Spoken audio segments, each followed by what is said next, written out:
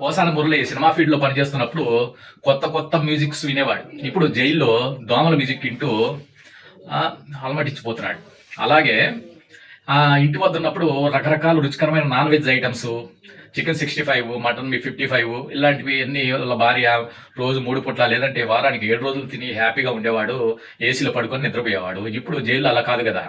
చప్పిడి పప్పు అన్నము, అది కూడా ఈయన కోసము, అయ్యగారి కోసము బాగా వండామా లేదా, రుచిగా ఉందా లేదా అని ఏం ఉండవు. ఎందుకంటే వీళ్ళంతా నిందితులు కాబట్టి. ఇతనేమి ఎమ్మెల్యే కూడా కాదు ఒక ప్రత్యేకమైన సౌకర్యాలు కల్పించడానికి. మామూలు ఖైదీగానే చూస్తారు. సో అలాంటి భోజనం తింటూ నరకాన్ని అనుభవిస్తున్నాడు. మ్యూజిక్ అయితే దోమల మ్యూజిక్ తో ఇంకా నిద్ర కూడా లేదు. ఎక్కడ కొట్టాలో అక్కడ కుట్టి పెడుతున్నాయి. ఎందుకంటే జైలు అంటే అలాగే ఉంటుంది మరి. 4 గోడల మధ్య అలా ఏసీలో హాయిగా పడుకోవాల్సిన 4 గోడల మధ్య ఒక దుప్పటి, చటికి నేల పైన కప్పుకోవడానికి ఇంకొక దుప్పటి, అంతే. జస్ట్ ఇలా ఉంది సౌకర్యాలు. ఇలాంటి సౌకర్యాల మధ్య బాగా నలిగి బాగా నలిపి తర్వాత ఈ రోజు ఏమో బెయిల్ ఇచ్చారు ఓబుల్ వారి బలి కేసులో. చిన్న రిలీఫ్ అంతే. ఇంకా ఉంది ముందు ముసల పండుగ, ఇంకా 6-7 కేసులు ఉన్నాయి. దాంతో అయిపోలేదు. వాటికి కూడా వెళ్ళాలి. చాలా చోట్ల కేసులు పెట్టుండారు, వాటికి కూడా హాజరు కావాలి. ఒక్క కేసులో బెయిల్ లేదన్నాడు అనుకో, ఇంకా తిరుగులేదు. అయ్యా ఇంకా ఎప్పుడు బయటకు వస్తాడో తెలియదు. ఇప్పటికే మొత్తం పిండేశారు. ఎందుకంటే ఎక్కడ హైదరాబాదు, ఎక్కడ కోడూరు, ఎక్కడ రాజంపేట, 500 కిలోమీటర్ల దూరం. ఏది 4 వీలర్స్ లో జర్నీ. ఇదేమన్నా మామూలుగా ఏదన్నా మంచి కార్యం చేశాడా, లేకపోతే రాజకీయ నాయకుడా ఫ్లైట్లోనో హెలికాప్టర్లో తీసుకురావడానికి? మామూలు నిందితుడు, ఖైదీ కాబట్టి లాక్కొచ్చారు. అంత దూరం నుంచి బాగా నలగొట్టి ఆ 4 వీలర్స్ లో ఇంత దూరం వచ్చి ఇప్పుడు కోర్టు చుట్టూ మళ్ళా తిప్పి పెడుతున్నారు. అంతేకాకుండా బయట ఇల్లు టార్చర్ పెట్టేవాళ్ళు చాలా మంది ఉన్నారు. పోకిరీలు ఉంటారు కదా. పోకిరీలు అంటే వాళ్ళు పాపం వాళ్ళ అభిమాన నాయకుడిని ఇంత అవమానంగా మాట్లాడినారు కాబట్టి వాళ్ళు కూడా రివెంజ్ తీసుకుంటారు. ఇతను కోర్టు నుండి జైలుకు వచ్చేటప్పుడు, జైలు నుండి కోర్టుకు వెళ్ళేటప్పుడు మధ్యలో hi Raja, hi I love you Raja అంటున్నారు. కొద్దిమంది వారిలోనే మెంటల్ రాజా, మెంటల్ కృష్ణ అంటూ ఇలా ఎగతాళిగా మాట్లాడటంతో పోసాన మురళికి బీపీ పెరిగిపోతుంది. ఏలెత్తి కూడా చూపించాడు. ఇతను బీపీ పెరిగి ఏలెత్తి చూపిస్తే వాళ్ళకి భలే ఉంది మామ కిక్ అని ఇంకా రెచ్చగొడుతున్నారు. ఏ మెంటల్ కృష్ణ, ఏ పోసాని, ఏ Raja, I love you Raja, mental Raja అంటున్నారు. ఇలా వీళ్ళు టార్చర్ తట్టుకోలేక అదొక నరకం.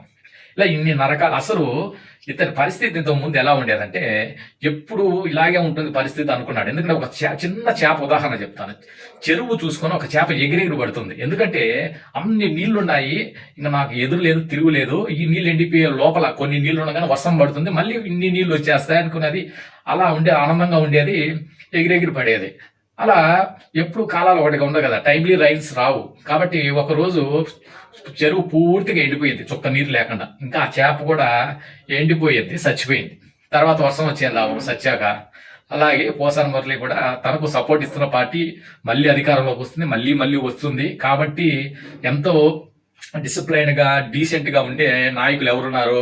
పవన్ కళ్యాణ్ గారు, చంద్రబాబు నాయుడు గారు, లోకేష్ గారు. వీళ్ళు ఏమి చేపించేవాళ్ళు కాదు, ఏమీ కాదు. కాబట్టి వీళ్ళని తిడితే ఒక స్మార్ట్, ఒక సంప్రదాయస్తులు కాబట్టి బయటపడలేరు. వీళ్ళని ఎన్నేళ్ళు తిట్టచ్చు. వీళ్ళని తిట్టి ఆ తర్వాత ఏరే పార్టీ, తన సపోర్ట్ ఇచ్చే పార్టీ మెప్పు పొందాలి అనుకొని ఎంత స్థాయిలో, నీచ స్థాయిలో పవన్ కళ్యాణ్ గారిని, వారి ఫ్యామిలీ, వాళ్ళ వైఫ్ని ఎంత నీచంగా మాట్లాడాడు, ఇంత పర్సనల్గా వెళ్ళిపోయాడు. అసలు ఇంకెవరన్నా అయి ఉంటే ఇతన్ని క్షణాల్లో లేపేసుండేవాళ్ళు.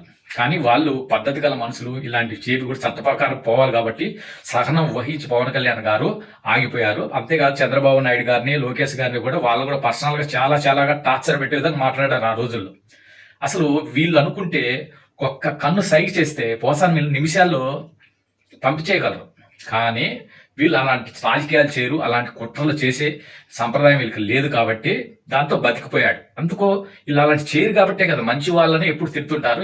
ఇతను కూడా మెంటల్ కృష్ణ కూడా వీళ్ళ మంచితనం చూసి వీళ్ళు ఏం చేయరు, ఏమి కాదు, వీళ్ళ వల్ల అపాయం లేదనుకొని వాళ్ళ మెప్పు పొందడం కోసం వాళ్ళ నుంచి డబ్బు పేటిఎం బ్యాచ్ లాగా ఇలా వాళ్ళు ఏదో బిస్కెట్లు వేస్తే మరుగుతూ నిత్యంగా మాట్లాడాడు. ఈ రోజు ఏమైంది? చట్టపరంగానే పోతున్నారు, చేసే పనులు చేస్తున్నారు. సో ఇంతటితో అయిపోలేదు, ఇంకా ముందుంటుంది ముసల పండుగ. సో వీడియో ఇన్ఫర్మేటివ్ కనిపిస్తే ప్రతి ఒక్కరికి షేర్ చేయండి. ఇంకా మంచి టాపిక్ తో మంచి వీడియోలు చేస్తుంటాను. సబ్స్క్రైబ్ చేయండి, కామెంట్ చేయండి. జై హింద్, జై భారత్.